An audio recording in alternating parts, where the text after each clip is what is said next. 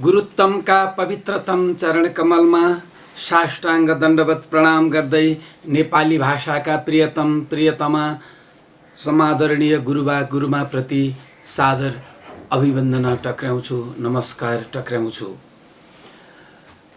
हामी धेरै श्रृङ्खलामा आइसकेका छौँ। आज 128औं श्रृङ्खलामा छौँ। हामी सरल वाक्यको निर्माण गर्ने सन्दर्भमा छौँ। वाक्यको प्रवेश, वाक्यको चरणमा, वाक्यको श्रृङ्खलामा, वाक्यको क्रममा प्रवेश गरेका छौँ। हामीहरूले प्रवेश गरेका छौँ वाक्यको चरणमा, वाक्यको श्रृङ्खलामा र हामी यो सरल वाक्यकै सन्दर्भमा छौँ। सरल वाक्यहरूलाई कसरी तन्काउने भनेर हिजो मैले तन्काउने कुरा गरेँ। अब तन्काउने र खुम्च्याउने कुरा कसरी गर्ने भनेपछि तन्काउनुको उल्टो खुम्च्याउनु हो। ठ्याक्कै बुझिहाल्यो है। अकर्मक क्रिया भएको, अकर्मक क्रिया अर्थात् अकर्मक धातु भएको वाक्यमा कर्ता र क्रियापद भएपछि वाक्य पुरा हुन्छ। तन्काउनु पर्यो भने कर्ताभन्दा अगाडि कर्ताका विशेषणहरू, भेदक पनि विशेषण, अनि कृदन्त प्रत्यय लागेका, कृत प्रत्यय लागेका कृदन्त शब्दहरू पनि विशेषण हैन। विशेषण धेरै प्रकारका छन्, ती चाहिँ प्राय अगाडि लगाएर हामीले तन्काउँछौँ। अनि त्यसपछि क्रियापदलाई पनि हामी तन्काउँछौँ। क्रियायोगी ल्याएर तन्काउँछौँ। क्रियायोगीका पनि विभिन्न स्पष्टीकरण दिने शब्दहरू ल्याएर तन्काउँछौँ। तन्काउने कुरा गरियो। अकर्मक क्रिया भएको वाक्यमा कर्ता र क्रियापद मात्रै भए पनि वाक्य पुरा हुन्छ।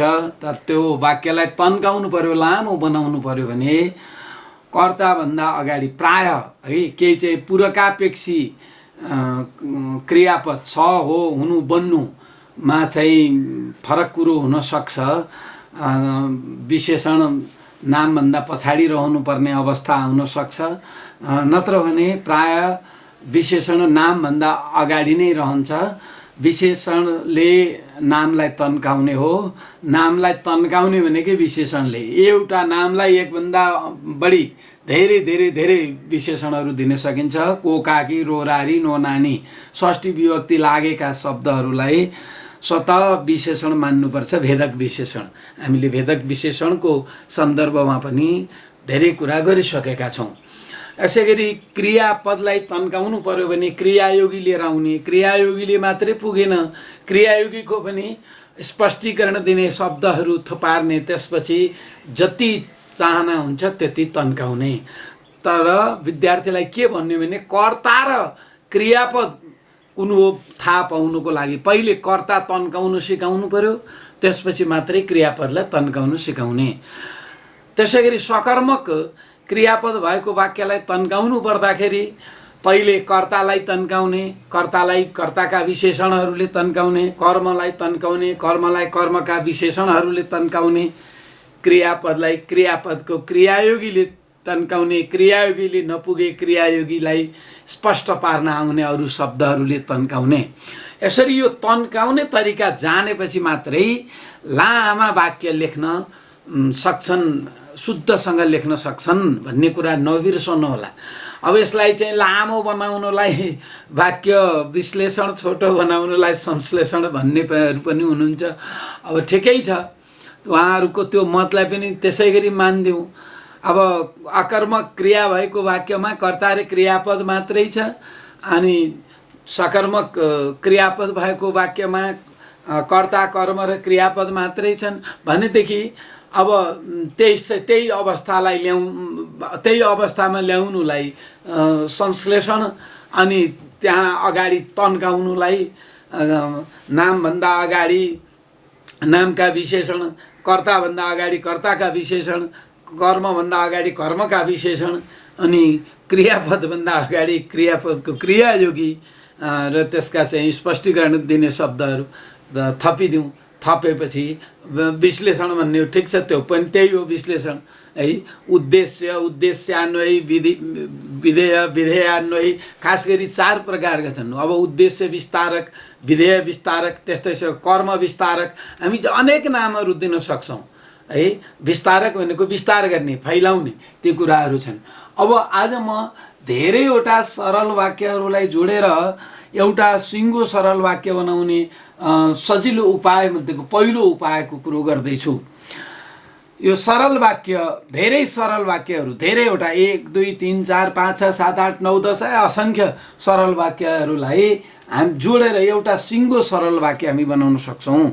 अब फेरि बुझ्नु होला, सरल वाक्य भनेको के हो? सरल वाक्य त्यो हो जहाँ समापिका क्रिया अर्थात् क्रियापद एउटा मात्रै हुन्छ। सरल वाक्य त्यो हो जहाँ समापिका क्रिया अर्थात् क्रियापद एउटा मात्रै हुन्छ। केही अपवादलाई जोडेर कहिलेकाहीँले दुईटा, अब चाहिँ कर्ता राख्नुपर्ने, कर्ता फरक भएपछि कर्तालाई उद्देश्य भन्छन्, उद्देश्य दुईटा भएपछि उद्देश्यको सम्बन्धित कृदन्तलाई पनि विधेय मानेर त्यो चाहिँ छुट्टै अर्थमा पनि विद्वानहरूले केही विश्लेषण गर्नुभएको छ। म अहिले त्यतातिर लगेर विद्यार्थीहरूलाई भ्रम पार्न हुन्न भन्न चाहन्छु। त्यस कारणले कृदन्तमा पनि दुईटा वाक्य जोडिएका छन् र अघिल्लो दुईटा वाक्य भनेर कसरी भन्ने? अब त्यो कृदन्त मात्रै भएकोलाई नि वाक्य भन्ने, हुन त वाक्य छ नेपालीमा।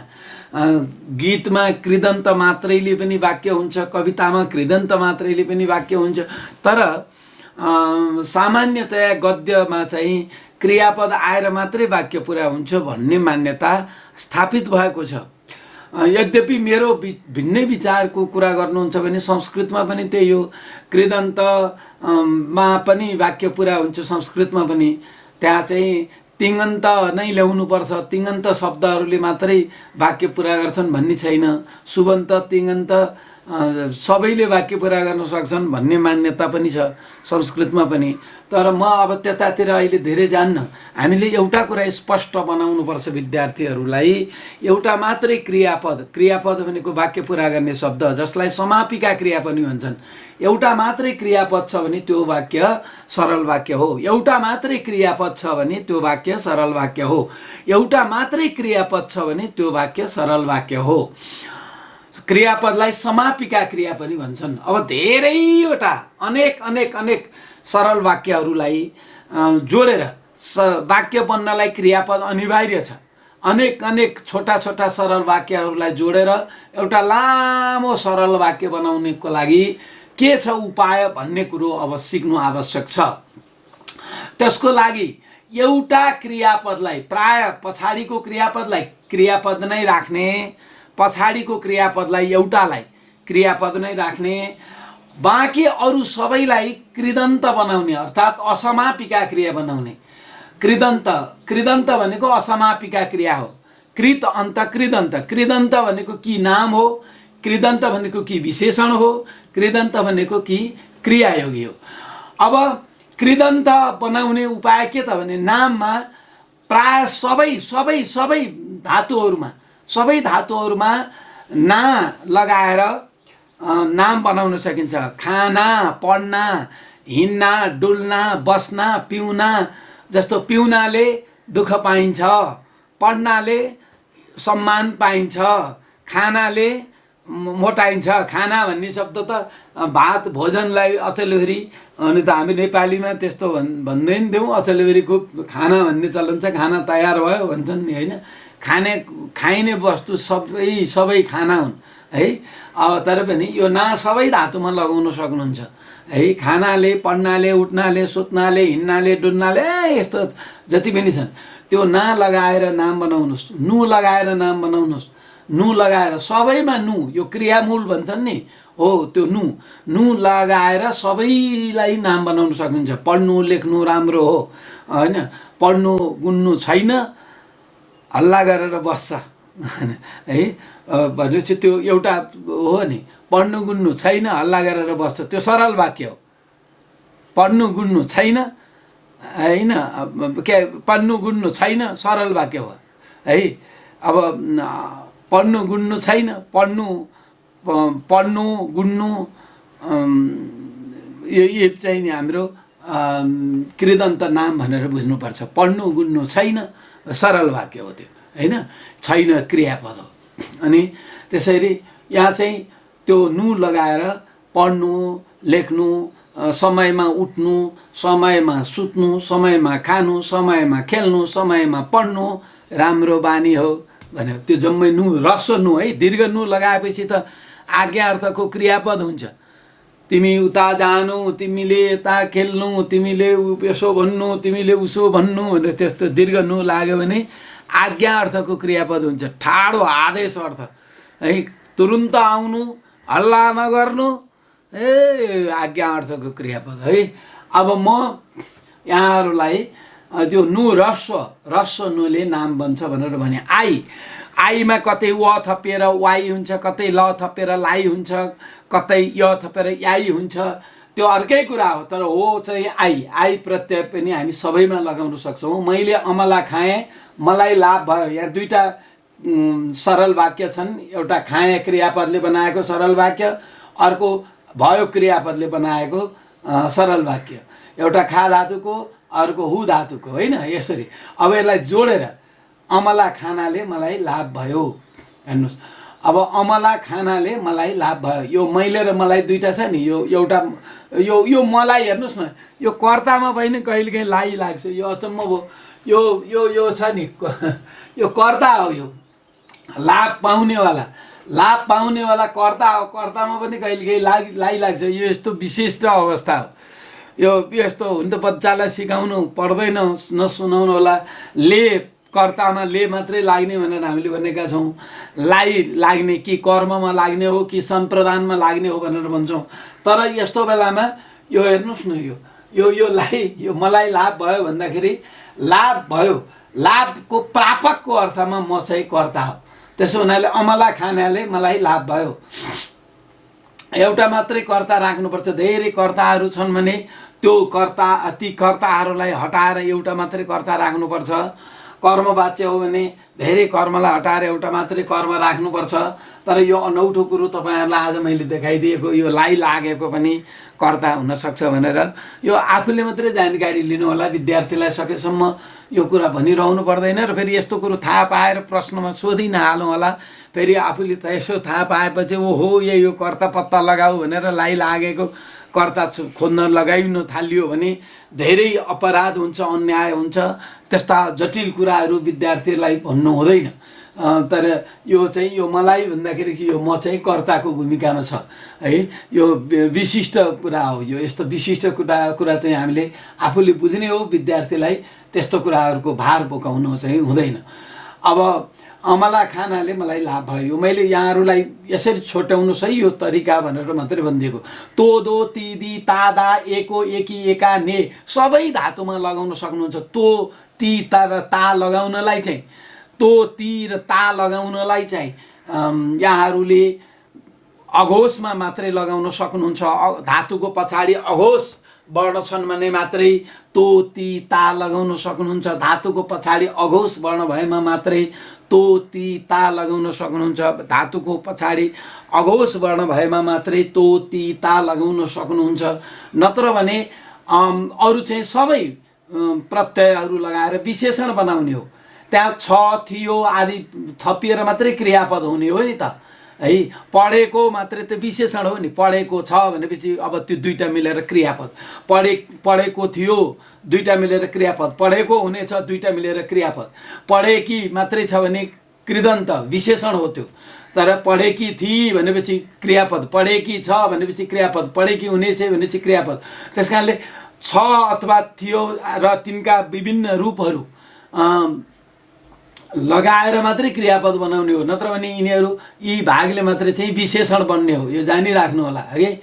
अब तो दो तिदी तादा एको एकी एका ने यी लगाएर हामी सबै धातु भयो। तो ती र ता लगाउनलाई चाहिँ धातुको पछाडि अघोष वर्ण आउनुपर्छ। तो ती अथवा ता लगाउन चाहिँ धातुको पछाडि अघोष वर्ण हुनुपर्छ, नत्र भने सबै बाँकी सबै प्रत्यय सबै धातुमा लगाएर विशेषण बनाउन सकिन्छ। यहाँ केटीले विज्ञान पढी केटी आई, विज्ञान पढेकी केटी आई। अब यो विशेषण चाहिँ यो केटीभन्दा अगाडि यो पढेकी भन्ने शब्द त विशेषण हो नि। विशेषण प्राय नामभन्दा अगाडि आउँछ। पूरकापेक्षी क्रियापदमा बाहेक प्राय विशेषण नामभन्दा अगाडि आउँछ। पूरकापेक्षी क्रिया भनेको के हो भनेर म यस पछाडि कुरा गरौँला है। पछिल्लो सन्दर्भमा म कुरा गर्छु पूरकापेक्षी क्रिया भनेर, त्यसको चर्चा म गरौँला। पूरकापेक्षी क्रियामा बाहेक विशेषण नामभन्दा अगाडि नै आउँछ। त्यस कारणले तपाईँको यो पढी भन्ने यो छ नि, विज्ञान पढेकी केटी, एउटी केटी राख्नु पर्यो होइन, अनि केटी आई। हेर्नुहोस् न, यो अघिल्लोलाई चाहिँ हामीले विशेषण बनायौँ। विज्ञान पढेकी केटी आई। अब यो केटी यहाँ होइन, यो केटी यहाँ केटीले पढी भन्दाखेरि पढ धातु सकर्मक हुनाले ले लागेको थियो, यो अकर्मक हुनाले केटी आई, यहाँ ले लागेन। विज्ञान पढेकी केटी आई, केटीले विज्ञान पढी केटी आई, विज्ञान पढेकी केटी आई। यो पढीलाई पढेकी बनाइयो एकी लगाएर।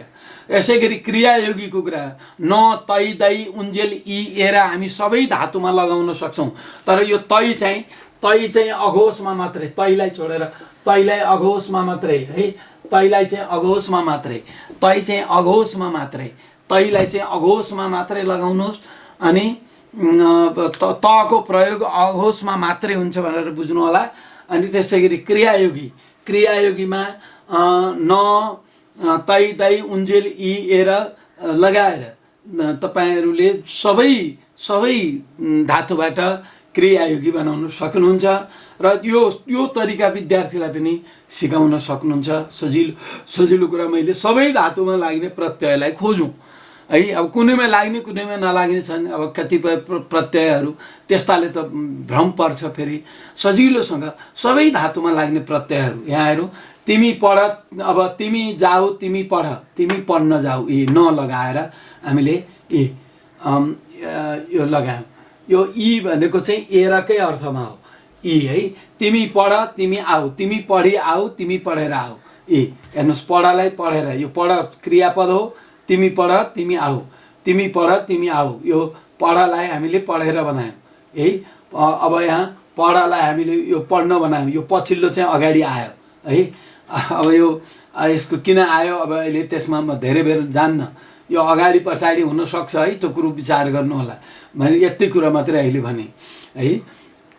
अब यो उत्तर क्रिया र पूर्व क्रिया भन्छ। पूर्व र उत्तरको कुरा छ। पढ्न भनेपछि पूर्व, यो पहिले जानुभन्दा अगाडि, यो अगाडि आयो, यो अगाडि आउने पूर्व क्रियापदभन्दा अगाडि आउने होइन, या क्रियापदभन्दा पछाडि आउने। अब यस्ता धेरै कुराहरू छन्। अब यो के भनेर त्यसलाई चाहिँ पूर्व क्रिया र उत्तर क्रिया भन्ने कुराहरूको चर्चा अहिले गर्न आवश्यक छैन। त्यो धेरै विस्तृत पाठ पछाडि चर्चा गरौँला। अहिले म तिमी पढ, तिमी आऊ, तिमी पढेर आऊ है। अब तिमी आऊ, तिमी पढ भनेको छ भने नि यो पढेर नै भएर आउँछ है। तिमी आऊ, तिमी पढ है। तिमी आऊ पढेर त हुँदैन नि, तिमी पढेर आऊ। तिमी आएर पढ पनि हुन्छ। त्यसो त तिमी आऊ, तिमी पढ, तिमी आएर पढ पनि हुन्छ है। तिमी आएर पढ पनि हुन्छ। तिमी आऊ, तिमी पढ, तिमी आऊ, तिमी आएर पढ बनायौ भने पनि केही छैन। तर एउटा मात्रै समापिका क्रिया राख्नुपर्छ। समापिका क्रिया भनेको क्रियापद। सरल वाक्यमा एउटा मात्रै क्रियापद हुन्छ। एउटा मात्रै क्रियापद हुन्छ सरल वाक्यमा। सरल वाक्यमा एउटा मात्रै क्रियापद हुन्छ। सरल वाक्यमा एउटा मात्रै क्रियापद हुन्छ। धेरै धेरै धेरै छोटा सरल वाक्यहरूलाई जोडेर एउटा सिङ्गो सरल वाक्य बनाउन सकिन्छ। त्यसो गर्नको लागि पहिलो उपाय के हो भने अघिल्ला क्रियाहरूलाई नाम विशेषण अथवा क्रियायोगी बनाउने र कृदन्त बनाउने। कृदन्त भने पनि असमापिका क्रिया भने पनि त्यही नै हो है। धातुमा कृत प्रत्यय लागेर नाम बन्छ, विशेषण बन्छ, क्रियायोगी पनि बन्छ। धातुमा प्रत्यय लागेर, कृत प्रत्यय लागेर नाम विशेषण अथवा क्रियायोगी शब्द बन्छ। अब के हो भनेदेखि नाम बनाउनु पर्यो भने पनि कृत प्रत्यय लगाउनु पर्यो, विशेषण बनाउनु पर्यो भने पनि कृत प्रत्यय लगाउनु पर्यो, क्रियायोगी बनाउनु पर्यो भने पनि कृत प्रत्यय लगाउनु पर्यो। अब धातु भनेको क्रियापद अथवा कृदन्तको अघिल्लो भाग धातु, क्रियापद अथवा कृदन्तको अघिल्लो भाग धातु। धातुमा ना नु आई जस्ता प्रत्यय लगाएर नाम बनाइन्छ, त्यो कृदन्त नाम हो। धातुमा तो दो तिदी तादा एको एकी एका ने जस्ता प्रत्यय जोडेर विशेषण बनाइन्छ, त्यस्ता विशेषण कृदन्त विशेषण हुन्। धातुमा न तै दै उन्जेल इ एर इत्यादि प्रत्यय जोडेर क्रियायोगी बनाइन्छ, त्यस्ता क्रियायोगीहरू कृदन्त क्रियायोगी हुन्। कृदन्त शब्द कृत अन्त कृदन्त, कृत प्रत्ययले वाक्य पुरा गर्न नसक्ने शब्द बन्छ, असमापिका क्रिया बन्छ। त्यो असमापिका क्रिया कि नाम हो कि विशेषण हो कि क्रियायोगी हो, वाक्य पुरा गर्ने समापिका क्रियालाई मात्रै हामी क्रियापद भन्छौँ। सरल वाक्यमा एउटा मात्रै क्रियापद हुन्छ। सरल वाक्यमा वाक्य पुरा गर्ने सक्ने शब्दलाई क्रियापद भन्दछन्, वाक्य पुरा गर्न सक्ने शब्दलाई क्रियापद भन्दछन्, वाक्य पुरा गर्न सक्ने शब्दलाई क्रियापद भन्दछन्। सरल वाक्यमा एक मात्र क्रियापद हुन्छ, सरल वाक्यमा एक मात्र क्रियापद हुन्छ, सरल वाक्यमा एक मात्र क्रियापद हुन्छ। आजलाई यति मात्रै कुरा गरेर यहाँहरूबाट बिदा चाहन्छु। नमस्कार।